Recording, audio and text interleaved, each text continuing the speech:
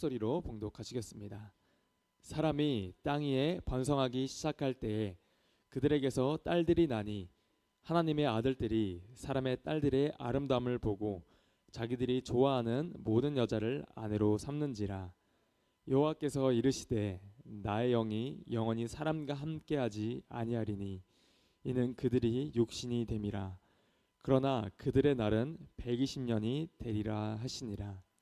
당시의 땅에는 네피림이 있었고 그 후에도 하나님의 아들들이 사람의 딸들에게로 돌아와 자식을 낳았으니 그들은 용사라 고대의 명성에 있는 사람들이었더라.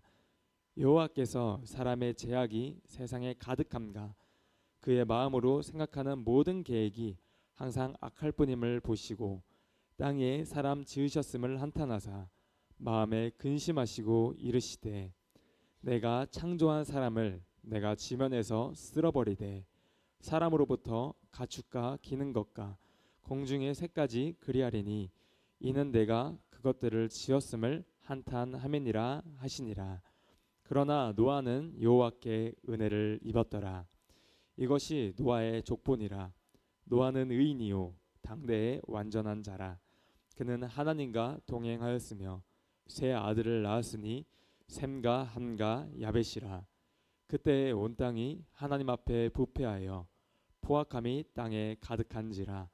하나님이 보신즉 땅이 부패하였으니 이는 땅에서 모든 혈육 있는 자의 행위가 부패함이었더라.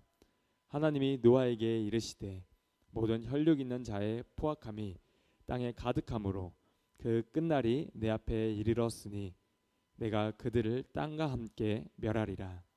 너는 고페르 나무로 너를 위하여 방주를 만들되 그 안에 칸들을 막고 역청을 그 안팎에 칠하라.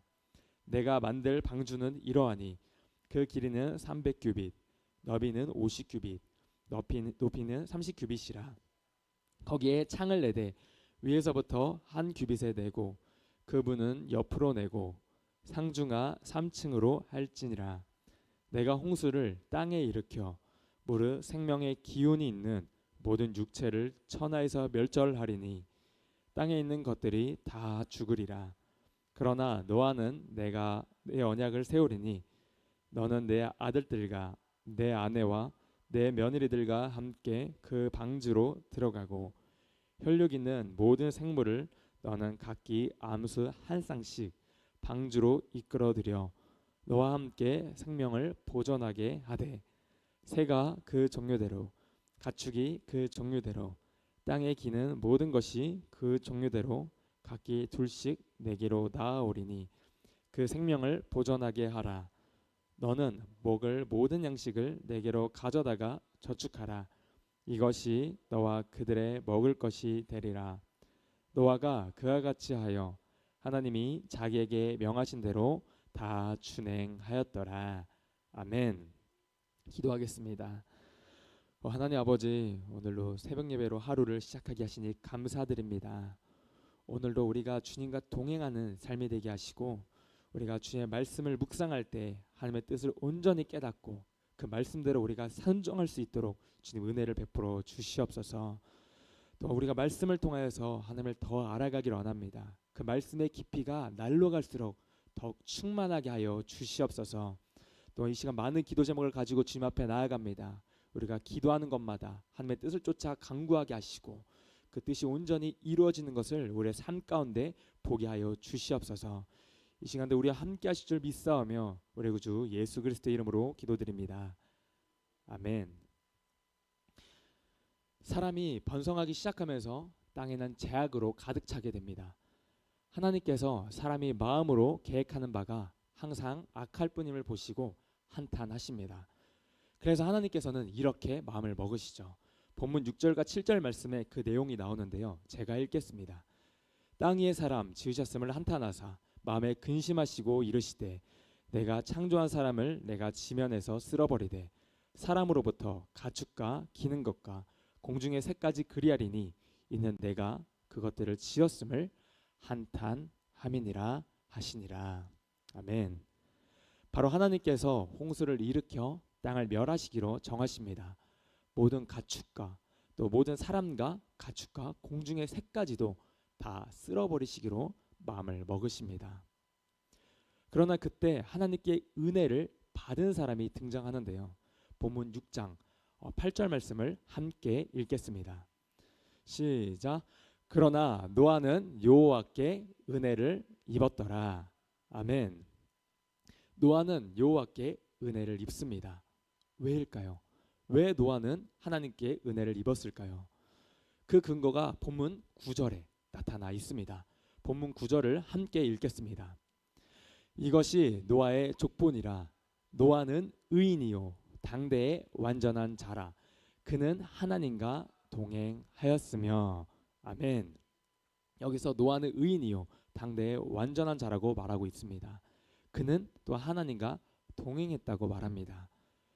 그런데 노아가 하나님께 이렇게 은혜를 입게 된 것은 그가 정말 처음부터 의인이고 완전한 자이기 때문에 그럴까요? 하나님과 동행한 완벽한 사람이기 때문에 하나님이 그를 선택하신 걸까요? 성경에서 의인이라 불리는 사람들을 보시면요, 그들이 정말 아무런 흠이 없고 완벽하던가요? 의인이라 불리는 대표적인 인물로 욥이 있습니다. 성경에서 욥을 의인이라고 말하고 있는데 욥기서를 보면 욥은 결코 완벽하지 않습니다. 오늘 본문에 의인이라 불리는 노아도 창세기 뒷장에 가서 보게 되면 실수를 하게 됩니다.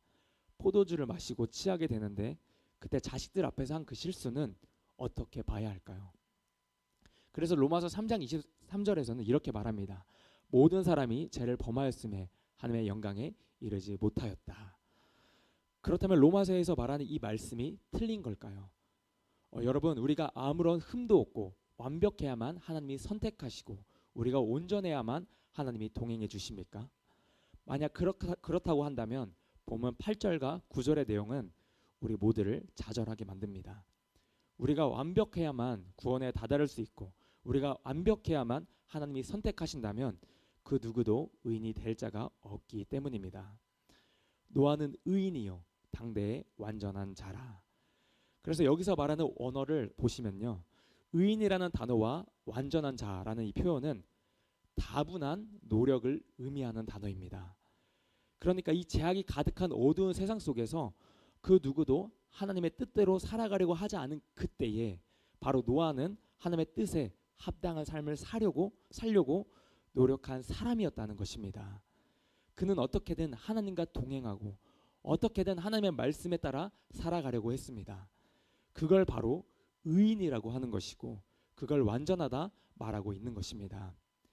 그의 삶의 태도와 방향으로 인해 의인이라 완전한 자라 하나님과 동행했다 말하게 되는 것입니다. 즉 하나님의 뜻에 따라 살려고 했던 그의 삶은 하나님께 은혜를 입을 수밖에 없었던 것이죠. 이걸 조금 더 생각해 보면 이렇게도 이야기할 수 있습니다. 많은 사람에게 하나님이 아무리 말씀하셔도 듣지를 않는 겁니다. 그 말씀이 들려도 순종하지를 않는 겁니다. 그런데 누구만 순종하는 거예요? 바로 노아만 그 말씀에 순종합니다. 노아만 순종했기에 하나님의 은혜를 입습니다. 그 말씀이 본문 22절에 나옵니다. 함께 읽겠습니다.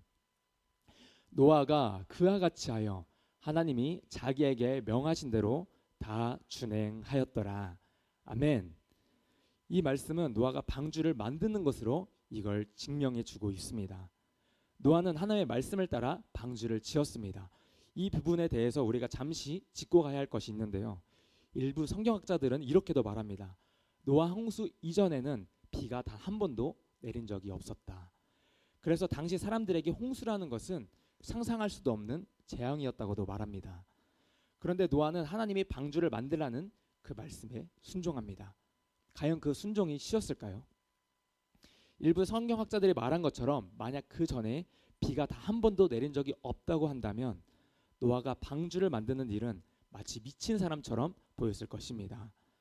노아가 방주를 만드는 기간이 몇 년이었는지는 우리가 알 수는 없지만 그 긴 시간 동안 그는 수많은 놀림과 비난을 경험했을 것입니다.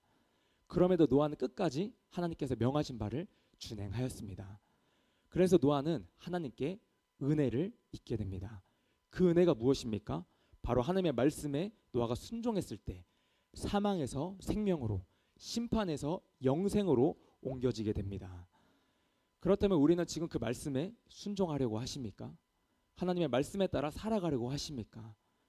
그 말씀을 들으려고 하십니까? 수없이 많은 설교가 있고 정보들이 넘쳐나는데 그 말씀이 들리지 않을 수 있습니다. 들리더라도 내 마음대로 살다 보면 그 말씀대로 순종하지 않게 됩니다. 그러면 어떻게 될까요? 하나님께 은혜를 입지 못합니다. 은혜를 입어 하나님의 주시는 복을 받아 생명을 살리는 복을 누려야 하는데, 그렇게 사는 복을 누려야 하는데 그것을 못 누리게 되는 것이죠. 왜 그렇습니까? 바로 순종하지 않기 때문입니다. 그러나 우리가 순종하면 하나님이 은혜를 입게 하십니다. 순종하면 하나님이 의인이라 칭해 주시고, 순종하면 하나님이 우리의 부족함을 들어 완전하게 해주십니다. 무엇보다 순종하면 주님이 우리와 함께 동행해 주십니다. 혹시 하나님 앞에 순종해야 하는데 아직 미루고 있는 것들이 있다면 오늘 그 순종을 이루는 하루가 되기를 소망합니다. 혹시 무엇을 순종해야 할지 모르겠으면 기도하십시오. 하나님, 제가 순종할 것은 무엇입니까? 제가 오늘 지어가야 할 방주는 어떤 것입니까? 오늘 우리를 통해 하나님은 그 뜻을 이 땅 가운데 이루어 가시기를 원하십니다. 혼란한 이 세상 속에서 하나님의 노아를 통해 하나님의 뜻과 사랑을 계속해서 이어가신 것처럼 그 하나님이 오늘 이 혼란한 세상 속에서 바로 우리를 주목하십니다. 우리를 통하여 하나님의 뜻을 이 땅 가운데 나타내시기를 원하십니다. 바로 순종하는 그 한 사람, 하나님께서 순종하는 그 한 사람을 찾으십니다. 그 한 사람이 바로 우리가 되기를 소망합니다. 그 순종하는 한 사람을 통하여서 하나님의 역사를 이루어 가실 줄로 믿습니다. 아멘. 기도하겠습니다.